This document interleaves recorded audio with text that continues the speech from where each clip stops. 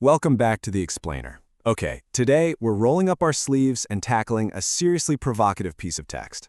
We're looking at the modern dating dilemma, and the author of our source material is basically taking a sledgehammer to all that popular internet advice you see out there about modern dating and male abstinence. It's a blunt, no-holds-barred critique of a system they view as completely broken. So, let's just dive right in. We have to start exactly where the author starts with one massive question. Does male abstinence actually work? You know, if you spend any time at all in online male self-improvement spaces, you've definitely heard this prevailing narrative. The idea is that practicing extreme self-restraint and abstaining from physical release is the ultimate secret code to focus, energy, and dating success. But the author throws a giant wrench into that whole narrative, claiming this widely accepted advice isn't just unhelpful, but it's completely disconnected from how human beings literally function. All right, let's really get into this. The author immediately sets up this fierce head-to-head conflict. On one side, you have the so-called manosphere. You know, the online forums and those internet gurus preaching the absolute, unbeatable power of abstinence. And on the other side, pure, undeniable, biological reality. According to the text, what these online communities are preaching is just fundamentally flawed because it totally ignores basic human biology. The author argues, look, you just can't command a biological organism to ignore its deepest physiological drives through sheer willpower and expect everything to be fine. It just doesn't work that way.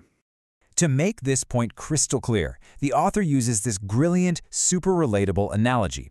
Picture this. Imagine a guy who hasn't eaten all day. He's absolutely starving. His appetite is through the roof, and right in front of him is a steaming hot bowl of ready-to-eat instant noodles. It smells amazing, it's right there, it's accessible. Then, some internet guru taps him on the shoulder and says, "Hey, don't eat that, it's bad for you. Instead, go spend a ton of time grinding away, make a bunch of money, and eventually, maybe, you can buy a premium ribeye steak." The author challenges us here. Do you seriously think a starving person is going to turn down the hot meal right in front of them just because someone said to hold out for a steak? No way. Now take that food analogy and map it directly onto the real world. The author introduces this core concept of sexual hunger. The text describes our modern environment as just completely overflowing with inescapable visual triggers. Everywhere a guy looks, social media, ads, women walking down the street and revealing clothes, there are constant stimuli. And this unavoidable barrage creates a state of intense biological deprivation. That's the sexual hunger. It's not just some casual desire, it's a heavily provoked biological state that makes the guru's advice to just abstain feel completely unnatural and, frankly, impossible. So this biological reality sets the stage for a super frustrating dating scenario that the author walks us through step by step. Step 1, the date and arousal. The couple is together, things are escalating physically. Step 2, the rejection. Suddenly, she hits the brakes and says no. Step 3, the guru's advice.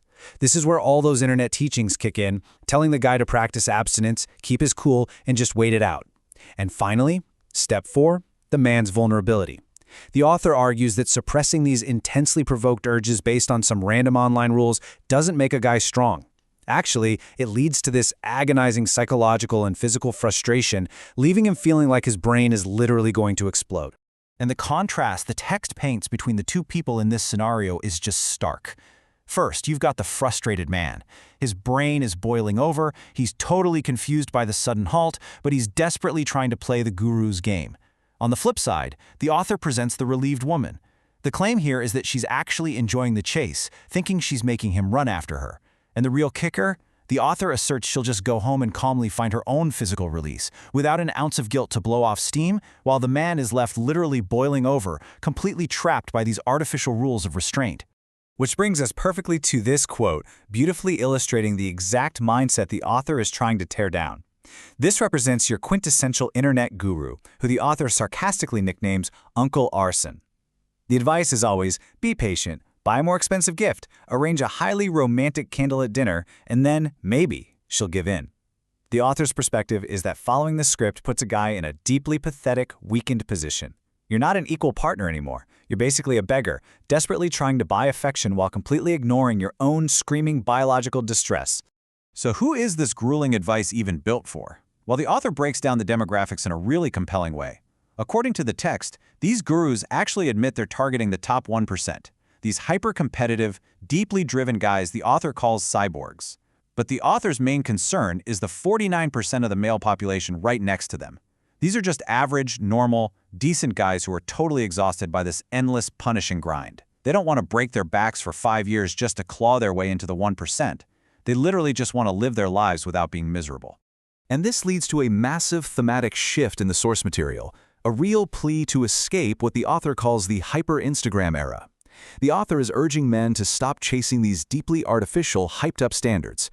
Social media has created this wild illusion filled with billionaires, sheikhs, and incredibly demanding women who feel entitled to that top 1% lifestyle. The author is basically pleading with normal men to come back down to earth, to reality, and stop playing a rigged game that was designed for Instagram, not for real life. Okay, so if men step away from the guru's advice, what's the alternative? Well, the author strongly advocates for directly and unapologetically satisfying those biological needs, and they list some very practical reasons why. Release maintains a man's sanity. It preserves his physical and mental health.